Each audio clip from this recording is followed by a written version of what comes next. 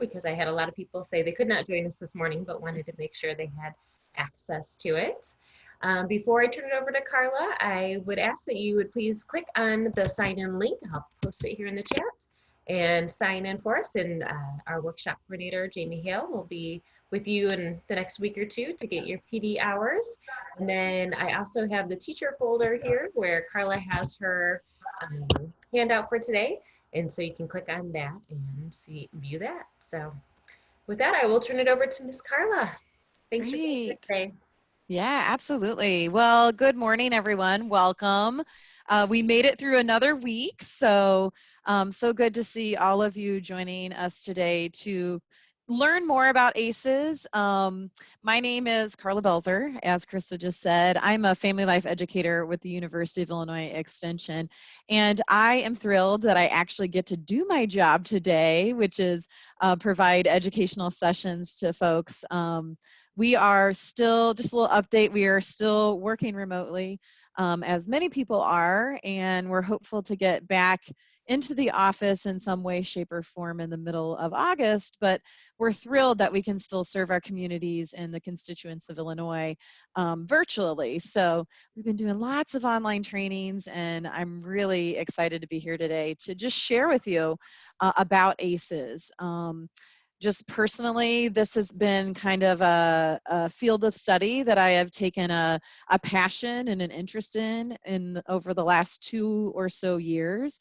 So I'm really just thrilled that you're all here to learn more. And perhaps you already know a little bit about ACES, but it's always good to learn more. It's always good to refresh ourselves, especially when we consider what our children are going through and what they've lived through the last couple of months. Even in the best case scenarios and the best households, certainly children have experienced some trauma and stress based on the pandemic situation. And we also know those kids who live in households that struggle or parents that have poor parenting skills, they certainly have experienced some trauma and adverse experiences over the last couple months. So I think it's really important that we as educators keep this at the front of our minds as we return to instruction in the fall, because our kids are essentially going to need some extra support. So today's information really is kind of an overview of what ACEs are, how they impact children, how they impact the community. So our overall goal is we really want you to learn more about how ACEs impact all of those things, including ourselves. So sometimes when we think about trauma and adverse experiences, we neglect to consider what our own trauma is or what our own past experiences bring to the table. So our goal today is hopefully that we not only understand how the trauma of adverse childhood experiences impact the developing child, but also to be able to identify some specific adversities and become more aware and to be a source of hope to really create change in the lives of those that are impacted by it. So we know that in communities all over this nation, chronic adversity stands in the way of both health and success of many children. And now more than ever, we are beginning to understand the impact of these experiences in the developing brain and the body of a child. So what's kind of interesting, even when I consider all of the, not only the impact of the pandemic, but also the impact of a lot of the racial injustice that's been going on in our country, that's kind of been ignited over the last couple months, even situations like that can bring to the surface some trauma and adverse experiences for children. So it's important to consider all of those things when we think about moving forward and best supporting the children that we work with on a daily basis. So I just want you to consider, and you can pop these, your ideas in the chat box. Hopefully you know where to locate that.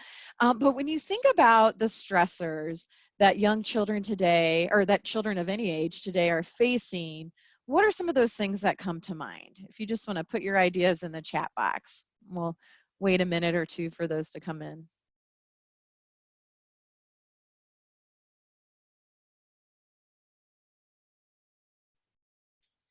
I gotta adjust my chat box here so I can see it. It's a little small. So a couple so far: divorce, dysfunctional family situations, absolutely. Uncertainty. I really like, Diane, that you included that uncertainty, because that's actually a new one. It's not identified formally in the ACES literature that we're going to be reviewing, or some of the ACES models that we're going to be reviewing, but uncertainty certainly plays a role in developing stress and our stress response system. So I'm glad that you recognize that. Definitely staying home, socially distanced. As I mentioned, I had some dinner with some friends last night, and one of the parents was sharing with me that this was only like the second time in 2 months that, or not 2 months, but since March, that they've been out, and that the child has had other children to interact with. So that certainly can cause stress, especially when we think about how children are developing all of those social emotional skills. It can certainly be a stressful situation. Loss of normalcy, poverty, addictions within the family, sick family members, definitely. Pressures of social media, yes, we absolutely see those as stressors for our youth. Even illness and COVID-19. So I'm glad that you all are recognizing these things. I think I mentioned this on one of our past webinars. They're kind of all blending together a little bit for me. But when I think about some of the efforts that school districts are making to normalize and sensitize and even just provide information to children and families about what the incoming school year is going to look like. I've seen videos from districts around the country, explaining masking procedures and taking temperature and, all of those things that we're becoming more accustomed to today. And there was one that was out of California that I watched. I watched it in its entirety, and they had children and adults, going through the process. It was very well produced, and it was a very informative video. But in the back of my mind, as I was watching that video, I was trying to view it through the lens of a kid who was going into kindergarten or maybe even second grade, and how scary it is to have somebody coming at you with this, device, and taking your temperature, and, not being able to see people's facial expressions, how that can be pretty intimidating. Now, certainly our children are getting lots of exposure to that because that's happening, across different organizations in our communities. But still, when we think about school as a safe place for many children, subconsciously, all of those procedures send that message that school isn't safe and we have to take all these precautions. So even though while they're necessary, they also kind of send this message of uncertainty, which certainly can be difficult for some children to process and regulate with. So I'm glad that there's an awareness, that illness and even the COVID-19 procedures that we have to put into place can cause stress. And certainly that grief of loss of those normal activities, we see that especially with older children, and also moving from place to place because of jobs. So you all did a great job identifying the stressors. Some that we've identified through our literature searches and through research, certainly bullying. I think we kind of mentioned that with the pressures of social media, academics and that pressure to perform. Just anecdotally, as kind of a researcher and as someone who's very interested in this topic, I just wonder if children are going to have that increased pressure, that personal pressure on academics, on themselves this year, simply because things are going to look very different. So that can certainly be a stressor for many children. Fitting in those world events, children are exposed at very young ages to what's going on in the world. And those can even be situational, if there is, a terrorist attack, those tend to be a little bit more short term than the current world event that we're all living through right now. That lack of supervision can also cause stress, and even just expectations that that their family members or that others might place on them can produce stress in children. And we know that through some research that was done by the Child and Adolescent Mental Health Measurement Initiative. Now, this was conducted back in 2016, that nearly half of all US children have experienced at least one adverse childhood experience in their life, in their lifetimes, and more than 20% had experienced two or more adverse experiences. Now, I think we would all agree and we would all say that our world is different than what it was even 4 years ago, with all of the turmoil that has come up, and certainly with the pandemic situation. So it's very likely that number has increased. So when we think about that, at least 34 million children ages 0 to 17 in our country have experienced at least one ACE. That's a really significant number. So it's very likely that the children that are in your classrooms, the children that are in your schools are experiencing or have experienced ACEs. And I shouldn't have to tell you that. You can probably identify children in your classrooms that you know that don't have the best family life, or that you know are struggling with uncertainty or facing these stressors. But I did want to highlight just how pervasive ACEs are. And honestly, we do that in a sense to also normalize them. Sometimes when I talk about ACE, especially when we use the word trauma, I think there can be a little bit of a negative undertone to that. Now, certainly ACEs and trauma aren't experiences that we would wish to live through, but they do happen. So, you know, we want to make an effort to normalize them and destigmatize the fact that many of us, even as adults, have experienced ACEs in our life. All right, so what exactly are ACEs? And we have a really great graphic from the Robert Wood Johnson Foundation. They have some great resources on ACEs. ACEs are significant childhood traumas that result, and this is kind of what I want you to take away from today, that result in actual changes in brain development, okay?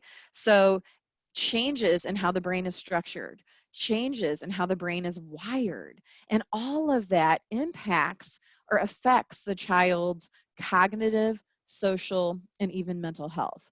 And we'll talk about some long-term impact of ACEs in a minute, but I think it's really important to realize that and hit that point home. Part of my past career is working in adolescent mental health. Actually, it was my very first job out of school. And I worked with some children that had some pretty significant mental health issues and that were pretty young. We had a treatment center that worked with children ages 5 to 8. And you would think, oh, you know, that's pretty young for a lot of mental health issues or mental illnesses to develop. And even as a early and a young practitioner in those fields, you know, I would have children that, you know, were just plain naughty, right? They couldn't sit in group, they could not pay attention. It was, you know, when I'd have to go down and do my group interventions with them, I would kind of dread them a little bit, if I'm being honest, because they were hard to wrangle in, right? And in my young professional brain, I thought, oh, well, these children are just naughty, right? They, you know, haven't been taught skills to how to pay attention. And, you know, I certainly recognize the fact that they had a mental health concern. But, you know, a lot of my observation was that they just didn't know how to behave. So likely their parents weren't working with them, on and on and on. Now, of course, as a practitioner, I read through their case files, I learned their history, and I became exposed to the trauma and honestly abuse that a lot of these children were subject to. And back then, this was in the early 2000s, I didn't have any trauma awareness or trauma training. So it didn't really click to me that there was any, you know, cognitive result from being exposed to those abuse and neglect situations. It's just not something I thought of. It's not really something that I considered. And now I think that's why I'm kind of so passionate about ACEs and understanding ACEs and becoming more trauma aware and trauma sensitive, because I really feel that I did those kids a disservice, right?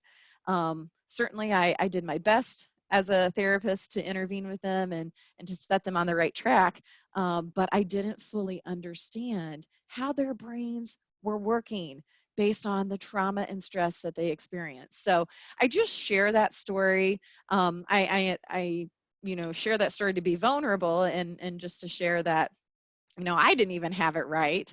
But also to highlight that it's just not kids being naughty. It's not kids, not having the parental support at home, to teach them skills of paying attention and respect and all of those things. It is actual structural changes in the brain that impact cognition and social emotional wellness and even the ability to pay attention. So I wanted to share that and just get personal for a moment, because I think it really hits the point home as to how we need to have a mindset shift from what is, why is this child being like this, to what has happened to this child. And we'll talk more about that in a minute. So the first ACEs study was actually published in 1998. So many, many years ago, right? Yet this is a topic that has seemed just to kind of come to the surface within the last couple years. So this first study actually measured 10 different types of childhood trauma. And 5 of those types were the usual suspects, right? So things like physical abuse, sexual abuse, and even verbal abuse, as well as physical neglect and emotional neglect. The other 5 that were measured in the ACES study in 1998 were related to family dysfunction. Okay, and what those specifically focused on, the 5 that were specifically focused on, were a member in the household who was addicted to alcohol or other drugs, a household member who was incarcerated, a household member with a mental illness, a mother who was a victim of domestic abuse, and then a loss of a parent due to separation or divorce. Now, even just as I read through those additional 5 factors that were related to family dysfunction, I am concerned, because we know through preliminary data that's been done over the last couple months that many of these things are actually increasing as a result due to quarantine, due to stay-home orders, due to the pandemic. So certainly alcohol use and abuse, as well as substance abuse and use, are increasing. Mental illness, mental health concerns are certainly arising due to the uncertainty that we're all facing. Also, domestic violence cases are also increasing. And certainly because of all these concerns and issues that are going on within family units during this time, separation and divorce are also increasing. So we know, just thinking about what we've been through the last couple of months, that our children are more likely to be exposed to these things just for having to live, through the pandemic period. So I think it's important that we consider that, especially as we return to interacting with kids in the fall, that many of them will have experienced some of these things during the shutdown time. So these types of ACEs have also been expanded to include other types of traumatic events, including exposure to community violence, homelessness, bullying in school involvement, and even foster care have been updated into the kind of the ACEs realm to identify what exactly are ACEs that people are experiencing. So the findings from the CDC study, so the Centers for Disease Control has also taken on ACEs as a study area. They show, their results show that the effects start in early childhood and they can lead to chronic disease in adulthood. Now, even as I read that statement, I think it's important to consider that ACEs aren't just a occurrence in early childhood. They don't just have impact on brain development during childhood or early childhood. They can have impact on brain development really, as long as the brain is developing. The brain isn't fully done developing until the age about 25 or 30. So adverse experiences during those times can certainly impact how the brain is growing and developing. Now, you and I can also say we've had probably some adverse experiences in the last couple months. The difference is that our brain is already pretty much developed. Now, new neural pathways can be formed at all times throughout your life. So we tend not to see as much negative impact or results from exposure to adverse events as we do when children are exposed to those adverse events, simply because children's brains are very pliable, they're very plastic. So whatever they're exposed to has a great influence on how their brain is developed. So some of these chronic diseases that the CDC has identified that are impacted by ACEs in early childhood include cancer, heart disease, and diabetes. And we also know through these the CDC study and additional studies that mental illness, violence, and even being a victim of violence also increases as the number of ACEs increases for children.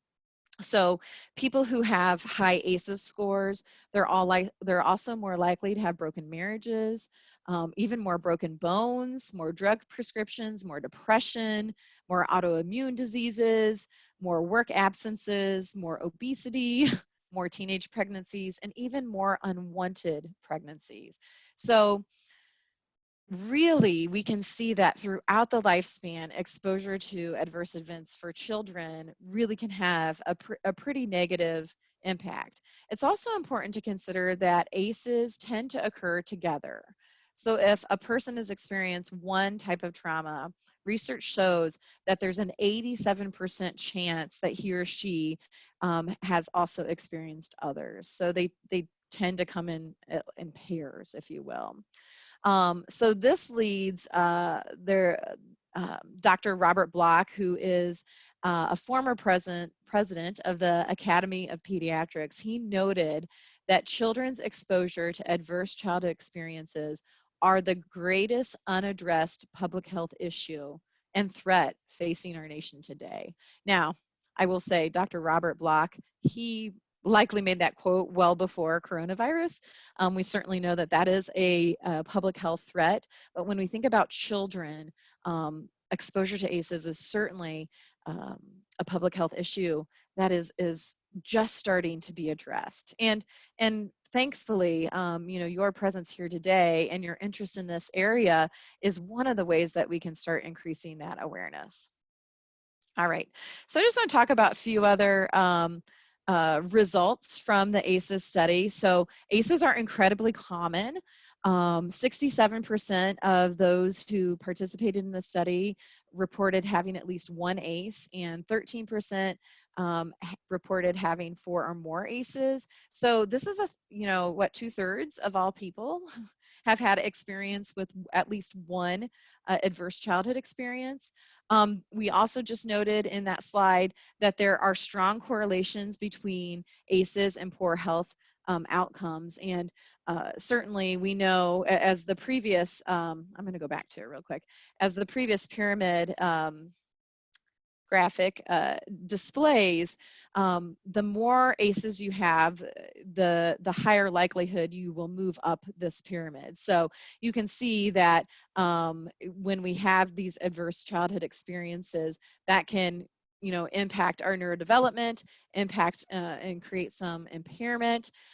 It also makes children more likely to adopt health risky behaviors. So that's, alcohol and substance abuse, sexual promiscuity, those types of things.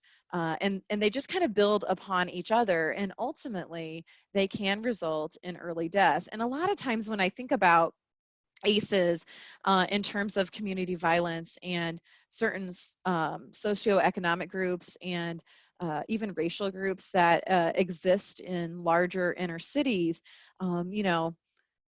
I could spout statistics about how many people of color have health disparities. They have lower access to health care. Certainly, you know, unemployment is an issue, job security is an issue, food insecurity is an issue, but also early death among specifically men in those communities is a concern. And when I start looking at that through a lens of ACEs, I wonder if the ACEs, and we know through the research that the ACEs likely had an impact on that. Because if we think about what the typical life is like for those individuals, they probably have experienced poverty. They probably have witnessed community violence. They likely have witnessed, you know, parental substance abuse.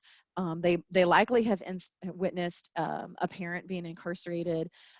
So it kind of all starts clicking in that, you know, ACEs play a role in that community. They play a role in the early death of, you know, African American males, simply because of the environment and things that they've been exposed to and experienced in their childhood. So I think it's important to have those considerations. Okay, so I just want to briefly show, this is a map that shows data from the 2016 National Survey of Children's Health. So you can see the percentage here nationwide of children who've experienced one or more ACEs. So Illinois, we're on the low end of that, you know, scale here. We fall at the lower end of that data set. But even though we are on the lower end of that data set, one ACE still has a tremendous impact on the children of Illinois. And, you know, not only is that impact, you know, in terms of development, physical, cognitive, social, emotional, and mental health development, there's also an associated lifetime cost, financial cost to experiencing ACEs. So on the screen, you see just a few of the costs that have been developed by the research team to determine what the financial impact of ACEs are in children throughout their lifespan.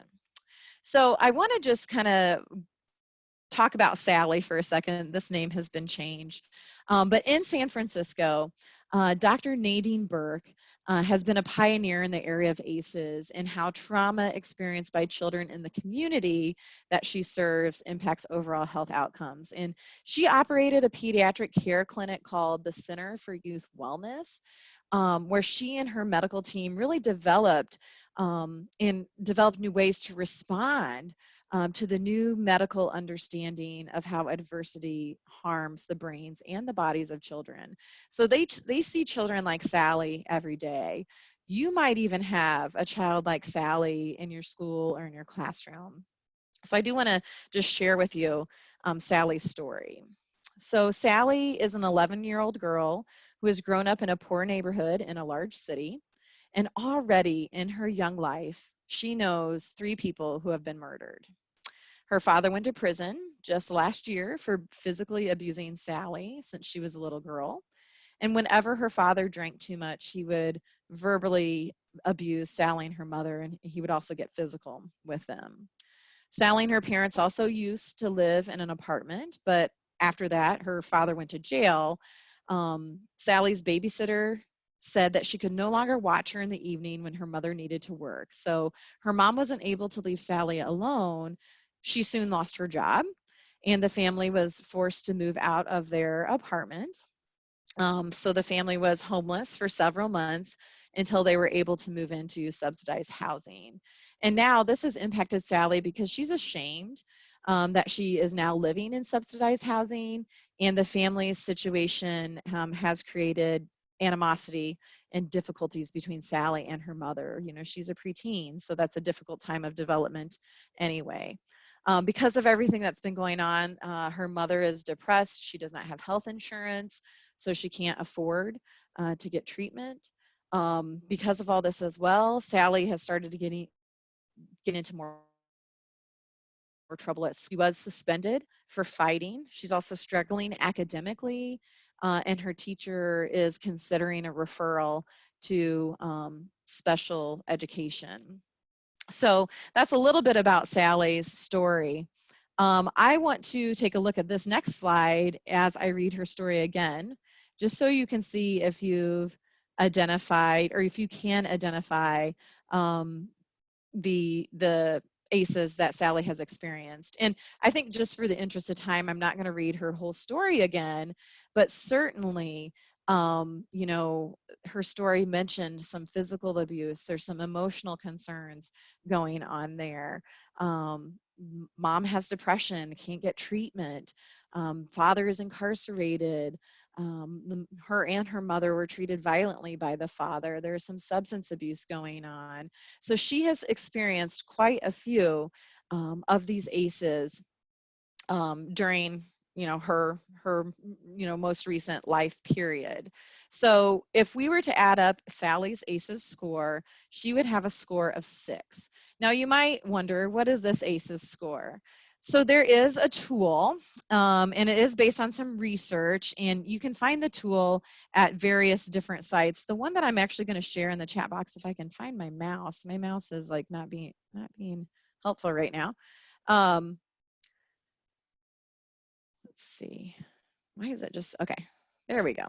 The ACEs tool that I'm going to put up in the chat box, if you're interested, is actually from ACES Connection. It is a .com, and generally as a U of I educator, you know, we rely on peer-reviewed information, but I will tell you this ACES Connection is one of the leading groups in terms of ACEs research. It is kind of a clearinghouse of all recent ACEs research. They have a lot of great tools.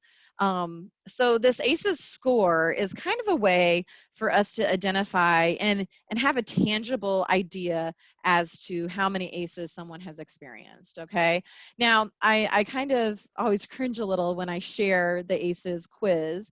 And again, you can do a Google search, and if you type in ACEs questionnaire, ACEs quiz, you will find lots of different resources to actually take the quiz. And it's not like one of those, you know, what color is your soul type of quiz. You know, this is based and grounded in research. I can put up another one that I actually found that's a little bit more, that's a PDF document, if you will. So this is just a helpful tool, like I said, so we can understand, you know, this number of ACEs that someone might have been experiencing.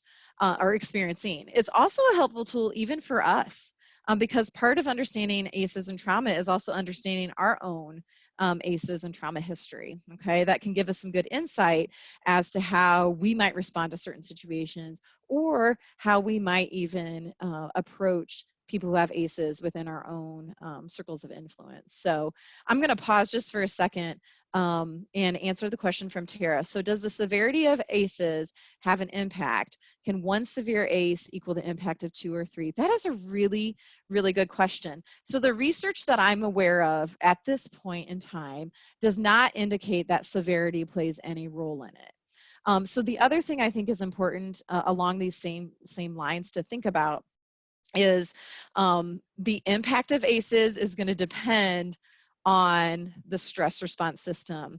And I promise you all, Tara and I did not talk ahead of time. This is a great segue into our next kind of area that we're going to talk about today, and that's the stress response system. So if a child experiences a really severe adverse childhood experience, but they have the support available, you know, to help them successfully work through that, the impact won't necessarily be as severe simply because they had that support available to work through that stress. Okay, so great question, and I'm hopeful that kind of our next kind of interlude into ACEs and toxic stress will kind of clarify that a little bit more. So when we do talk about ACEs, there are 3 types of stress to consider. I'm sure you've heard about these things before, but I just wanted to touch on them briefly, because when we think about being stressed, we often think about having too much work to do, the multiple responsibilities without enough time, even trying to figure out how we're going to get everything accomplished with the time that we do have. You know, just trying to keep all those balls that we have to juggle in the air. When we think about children and youth, with stress, they could be stressed about many things as well. An upcoming exam, certainly what's going to happen this school year, a speech that they need to make or a presentation they need to do, even just the first day of school.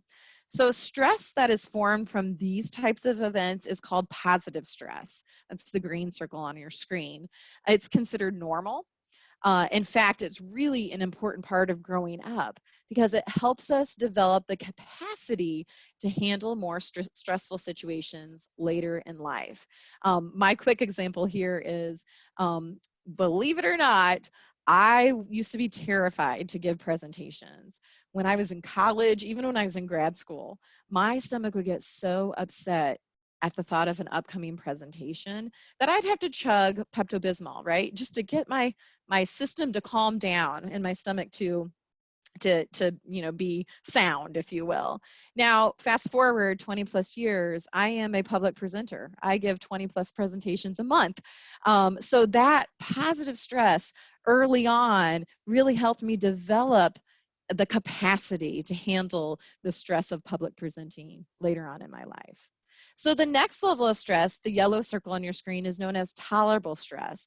And this can include such things as being admitted for a hospital stay, for a brief stay, even having a frightening car accident or another accident, even the death of a loved one could be considered tolerable stress.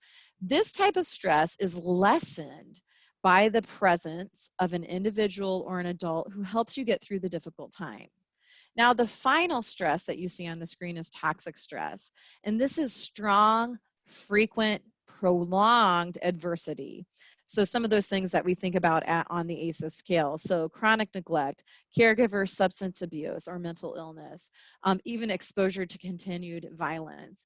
I think it'll be interesting when research about the pandemic time comes out down the road, if this time where the pandemic quarantine and stay-at-home orders will fall on the stress scale. And certainly some of that is individualized, but none of us have lived through a pandemic before, so researchers and scientists haven't really considered where that falls on this stress scale. So toxic stress can cause chronic and severe stress response for children, which then has severe implications for both the brain and the body. We do know that toxic stress and chronic toxic stress can be toxic to the developing brain.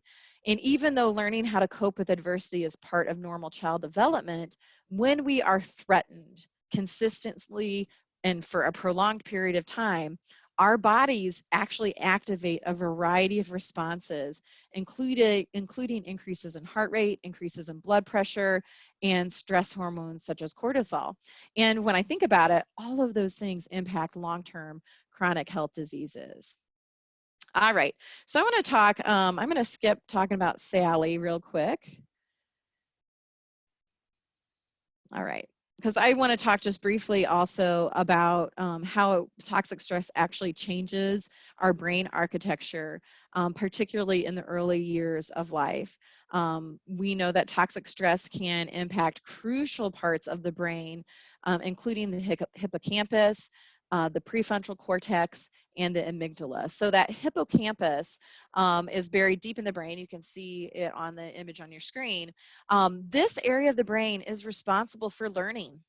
It's responsible for memory, and it's also responsible for the stress response regulation. And changes in this area of the brain due to toxic stress can lead to impaired memory and also that impaired mood control. So I think back to my kids, that I worked with on the mental health unit. They were experiencing some problems with their hippocampus, right? They were having difficulties learning the skills to help them cope. They certainly were having some mood issues, okay? That prefrontal cortex is essentially right behind your forehead.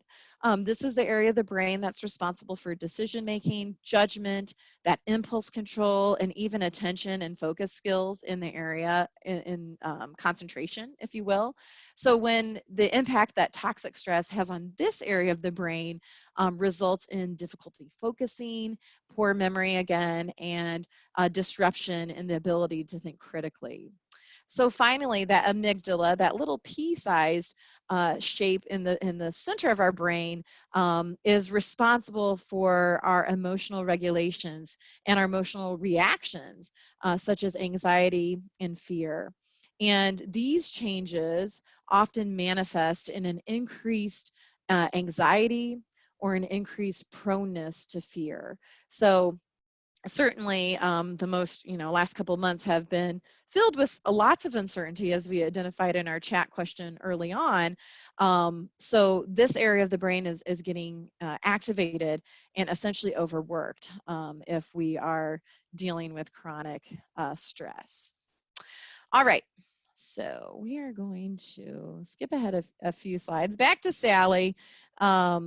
These are the areas of her brain that are experiencing some changes as a result of her lived experience. So we can see the prefrontal cortex is being impacted because we know she's having a hard time focusing.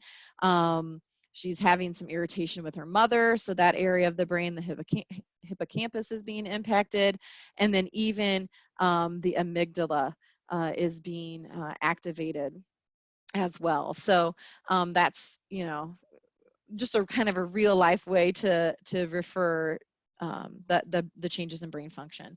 So I just wanted to show you very quickly, this is a brain scan that was part of the initial ACES research study, that shows the MRI scans that are the areas of the brain that are highlighted when exposure to chronic stress and trauma. So this brain scan is of a child who did experience severe neglect, and those areas of the brain that are in red are shown to be the areas of the brain that are not functioning normally. So we can see in this slide right here that that's where the prefrontal cortex is. This is the back of the brain. It's really hard to see the hippocampus and the amygdala because those are actually buried deep inside of the brain. But the overall purpose of the slide was to just visually demonstrate how the brain structure actually changes. Okay. So now that we know about ACEs and trauma, what do we do about it? And really the short answer is that it takes a village. So one thing that I wanted to point out today, and honestly, I will be the first one to tell you, I think this is really lacking in the education that we do, especially for teachers and educators regarding ACEs, is that there is very little evidence out there about do this, don't do that. And I'm kind of a practical person and a concrete person, and I want to know what are the exact things that I need to be doing within my circle of influence to lessen the impact of this. And sadly, a lot of the research just isn't there yet. So we borrow a lot of the strategies from building resilience and in other areas of social emotional development. So the overall goal begins with an understanding of first where to start and how to buffer the impact of ACEs. So one thing that research does continue to show is that there are protective factors that can dampen the adverse impact of ACEs and that can promote resiliency, which contributes to overall recovery. So protective factors do include family, communities, and systems as a way to provide safe, stable, nurturing relationships with adults, whether they're caregivers, teachers, or other parents even. So some protective family factors, those include promoting positive bonding among family members, improving parental skills, and even having emotionally supported family system. One of the ones that I want to highlight, because you all are educators, are school protective factors that have been identified through research. So these include high expectations of youth. Now, when I say expectations, it's not performance-based, right? It's more a belief in you can do this, I believe in you. Those types of resiliency building statements are what is considered to have high expectations. Also, those clear standards and rules for appropriate behavior. And then the research has found school protective factors also include opportunities for youth to participate in after-school activities. And when I think about what lies in front of us in the next couple months, some of these school protective factors are going to be challenged in the ways that we're going to have to do school in the coming months. So really it is our challenge as educators and as caring people to find effective ways that we can still employ some of those protective factors. So I just want you to think about protective factors like this umbrella. So if you have an umbrella and you know how to use it, you have protection from the rain. As long as you have the umbrella open, you're buffered from the weather and you stay dry and relatively unaffected by the rain. What if the rain never stopped though? And every day you had to carry the umbrella around with you? It would become tiresome, and over time, the umbrella itself may even wear out and not work as well as it used to. And eventually you become exhausted from carrying this broken umbrella around, and when the next rain comes, you're not protected and you end up soaking wet. So when we lose or don't have our protective factors, those things that we do to cope with stress or changes in our lives, if those things are gone or they don't work for us anymore, that's when we experience trauma, okay? And again, when we think about what we've lived through the last couple months, some of those protective factors have not been able to work for us, right? If we go to, as adults, if we go to have coffee with a friend, to talk about our week and de-stress, we're not able to access that coping skill, so we're not as resilient to face the adversity in front of us. So protective factors, they are often things that we don't realize we have until we don't have them anymore. And in some cases, some of the children that we work with, they might not have protective factors at all, okay? So I want to talk about, just in our remaining time, we know that protective factors are things that contribute to mental health, and they allow us to be resilient to face those challenges. And someone with a lot of protective factors, such as strong relationships, good, healthy coping skills, they will be better equipped to handle these adversities that they face. Also, it's important to know that there are many protective factors that are out of our control. So things like genetics, the neighborhood where you grew up, things like your family, those things cannot be changed. But plenty of protective factors can be controlled. We get to choose the people in our life. We get to choose how we cope with problems, and we get to choose how we spend each day. And I think that's really where the hope comes in terms of helping buffer against the impact of adverse childhood experiences. Because if we focus on what we can control, building upon those protective factors, it improves our ability to cope with the challenges in life. So, I know you probably all joined today because you're like, I want to learn about the impact of ACEs and trauma on kids, but I'm hopeful that you're also considering the impact of ACEs and trauma on yourself. Because even with what I just shared, it is very clear we're facing adversity right now, and we're facing uncertainty right now, and we're facing stress right now. But by focusing on what we can control and building upon those factors, it gives us that greater ability to cope, okay? That's true for us as adults. That's true for the children that we work with. It's also important to note with protective factors, they're cumulative. So the more protective factors that are present, the better chance the child or even we can adapt positively to adversity. So whether a child develops resilience or not depends on the amount of protective factors that can outweigh the risk factors, much like this teeter-totter, okay? So that's why I think it's important to consider those kids in your class that are certainly experiencing trauma or ACEs or have a history of that, considering this seesaw. Do they have more protective factors than they have risk factors or adversities? And what can we do as educators to make that more balanced out, if you will? Okay, and this is also why, as well, in the face of adversity, some children can still emerge relatively unscathed and can flourish because their balance of protective factors outweighs their balance of risk factors. Okay, So just in the last 10 minutes or so of time that we have together, I just want to briefly talk about resilience. I know we did a resiliency session a while ago, but I think it's helpful just to refresh ourselves on building resilience. It is a result of a dynamic set of interactions between a person's adverse experiences and his or her protective factors, okay? So we have to have both of these things essentially to build resilience. So in some ways, that can give us hope, right? For those children that we know live a really rough life, you know, if we can work actively to increase those protective factors as best we can in our school setting, we can help build their resilience. That is essentially a necessary skill for them to be successful and overcome adversities really throughout their life. And this interaction between protective factors and resilience determines the developmental path towards not only health and well-being, but towards illness and dysfunction. So however that teeter-totter balances out will lead that child down the road one way or another. It's also important to consider that no one is magically resilient to ACEs, okay?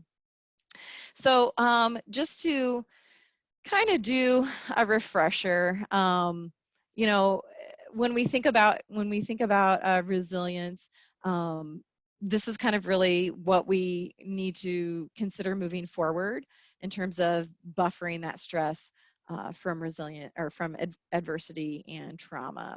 So it really is our natural instinct to try to protect children. And I think a lot of times as educators, that's what we get frustrated with.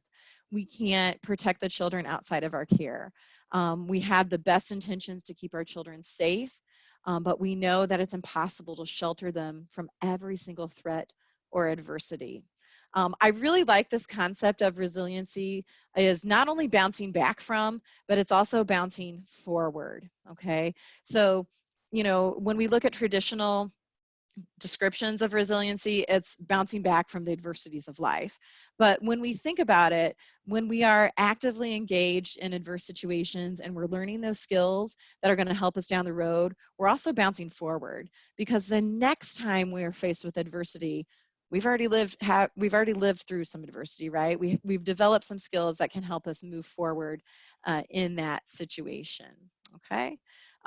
We can really use those moments of stress and crisis to motivate ourselves to reorganize our priorities and our actions, and even to help us move forward. So I would really encourage you, in your handout, there's some really great video resources. It's on the last page of your handout. One of my favorite go-to resources in the area of stress, resilience, and adverse childhood experiences is the Harvard Center for the Developing Child. They have a whole resilience series that talks about the science behind resiliency, how resiliency is built, and then also gives you some concrete ways that you can build resilience in your own in the circle of influence. So I just wanted to mention that before we ran out of time. So this is the formal definition of resilience. I have dynamic and positive highlighted on the screen because I think it's important to consider. We don't just develop resilience and bam, we're done developing. We don't need to develop it anymore, right? We continually develop resilience throughout our lives. And I think if we start recognizing that in children and praising them for that, and you know, really being their cheerleader through those difficult times, we're setting the stage for their continued positive development of resilience really throughout their lifespan. I also wanted to note just briefly that we need resilience too, right? Can I get an amen? Raise your hand if your resiliency has been tested over the last 6 months or so. This is not just an important skill for kids. It is a skill that we employ throughout our lifetimes. So think about those adversities that you've even faced in your own lifetime. How we adjust to those changes helps us determine what life will look like moving forward. And we all experience times in life where we experience pain and trauma, and sometimes we struggle to cope. So really developing resiliency is a lifelong habit that helps us take diversity in stride. So I think what's most important to share today, these are the key factors as identified in research about how we can go about supporting and building and developing resilience, not only in kids, but many of these also apply to adults as well. So when youth experience adversity, they might show signs, mild symptoms during and after a traumatic event. Generally, those symptoms do not significantly impact their daily functioning or last for a long period of time. But as educators, as concerned adults, as even parents, caregivers, even just concerned community members, it's important for us to know these are the key factors that support building long-term resilience. And my favorite one, I think I end every session where I talk about toxic stress and brain development. When I talk to caregivers, when I talk to educators, when I talk to child care providers, my key one is that first one. At least one stable, caring, there's a typo on that screen, caring, supportive relationship with an adult. So that is something that all of us can do. It takes very little time. It really takes no resources. What that looks like is, I'm so glad you're here. You're important to me, right? And as educators, we play a crucial role in doing that. And I'm hoping that as you're preparing and making your plans for the future and for the fall, that you will incorporate some way, shape, or form to connect daily with your students in this manner. Connect daily with them in being that stable, caring, supportive relationship with an adult. You know, as I think about preparing for September and August and all of those things that are coming down the road, this is a message that also needs to be sent to parents as well, because remember I said earlier, it does take a village, but the kids that we are going to be interacting with, they're going to have experienced, you know, some uncertainty, some adversity, some nervousness, some stress about everything that lies in front of them and everything that they went through. And this is the one way that we can really make a difference, and really set the tone for moving forward in a positive, supportive way. Okay, so I know we kind of crammed a lot into our time together. You know, building resiliency and the steps that we need to take to do that is a whole nother session. Really, we could do like a whole day or half day intensive session on all of this. But I hope that with the information that you gained today, that you now have a better understanding of what ACEs are and how they impact kids, so you can start to formulate some plans in your mind of how you're going to be that stable, caring, supportive person for them, because they are going to need it, right? We've identified all those things that kids have experienced even before a pandemic, that have been amplified by the pandemic. They are going to need you now more than ever. And in a lot of ways, like, that just makes my heart so happy, right? That we can play that pivotal role in helping our kids not only survive what they've been through recently, but thrive. Okay. So just to close, I just want to share, you know, that there's many different ways to developing resilience. Resilient researchers, they continue to refine their understanding and about the ingredients and processes moving forward and supporting resilience. And also remember that developing resilience is a personal journey. It is individualized to each person. So it's important to recognize that the pathway that works for one of your students or that works for you might not work for someone else. So in some ways, we're going to have to be, you know, detectives and trial and error and try things on this fall to best support our kiddos in developing those resiliency skills. And even though there's many different pathways, there is agreement in the scientific community that there are many individual, family, and community conditions that support resilience, those protective factors that I talked about earlier, okay? So my hope is that you got a little refresher today, maybe you learned something new today, but now that you're empowered to move forward in the fall with the very important work that you have to do, or that you have the opportunity to engage in terms of helping our children thrive in this difficult time. So with that. Thank you so much, Karla. It's so important that we are able to identify, the needs our students are going to have and have ways to help them become resilient and support them. But I think with that, I always learn something about myself during your presentations and about how I may be feeling or things that I may have experienced and how I may have reacted to that. So I appreciate that so much. And I know we're right on time, but in your handout, I believe there's information on specific activities to build resilience. I just wanted to throw that slide up there now and direct you to that. Again, I'm a concrete learner. When I go to trainings, I want like, what do I do now, right? So this is your what do I do now?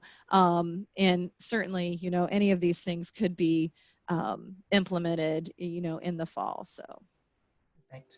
Well, thank you Right. again. We My appreciate pleasure. you. Thanks for all you've done for the last, 5 or 6 months for us too. You've been there for us through the whole time, so we appreciate it. My pleasure. My pleasure. All right. Thank you very much. Have a great rest of your day and weekend, everyone. All right. Bye, everybody.